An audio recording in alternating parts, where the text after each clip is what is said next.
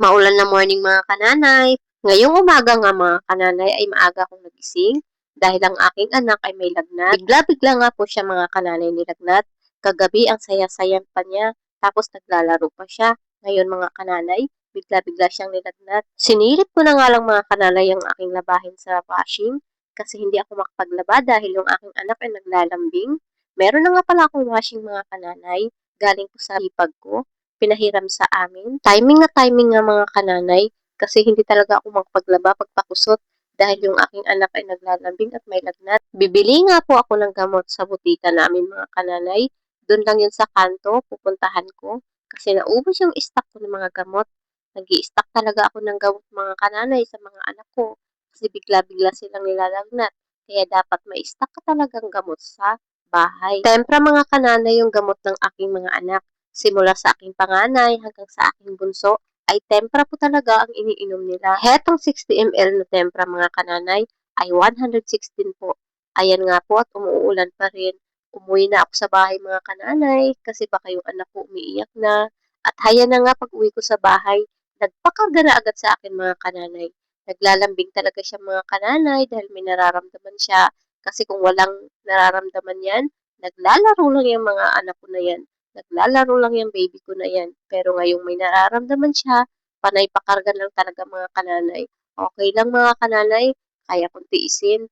Ayan mga kananay, mabuti na lang at nagpahiga yung aking baby. Tapos, nagpasok na yung aking anak kasi papasok sila sa school. So, ayan yung aking mga anak, papasok na sila ngayon. Kailangan pa rin asikasuhin kahit may nararamdaman yung isa. Kasi hindi lang naman isa yung aking anak. Ayan, may mga baon sila.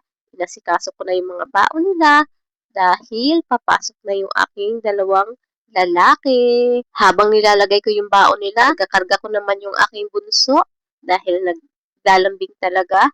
Ayaw talaga magpababa ang mga kananay. Kaya tiis-tiis inday. Ganyan talaga pag maliit pa yung mga anak. Mabuti na lang talaga mga kananay. Meron na akong washing. Kasi kung wala pa talaga akong washing mga kananay, nahihirapan talaga ako mga kananay. Lalo kung yung anak ko ganyan, nagkakasakit. Tapos yung madali ang labahin. Hindi ko talaga maasikaso ng maayos mga kananay. Nagpasalamat talaga ako nang nagkaroon ako ng washing. Salamat po sa hipag ko. Inalok niya po sa akin mga kananay yun na meron daw siyang washing, hindi ginagamit. So, dinala ng aking mister dito. Pero mga kananay, iba kasi ang hiram kaysa bigay, di ba? Kaya ang sabi ko sa ate ko, baka pwede suklian ko na lang kasi ang hirap manghiram ng gamit mga kananay. Baka masira ko. Doon talaga ako takot mga kananay. Kaya hayan, sinabi niya sa akin, sige, susuklian ko daw. At sabi ko, 3 gigs na lang ang bigay ko dahil wala pa ako sa ngayon. Habang nagpalapag yung aking baby mga kananay, sinamantala ko naman kumuha ng kangkong sa likod bahay namin. Yung aking tanim ay napitasan ko naman mga kananay. Ang sarap-sarap sa pakiramdam, no? Magluluto nga po ako mga kananay ng sinigang na baboy kasi gusto ko humigop ng sabaw.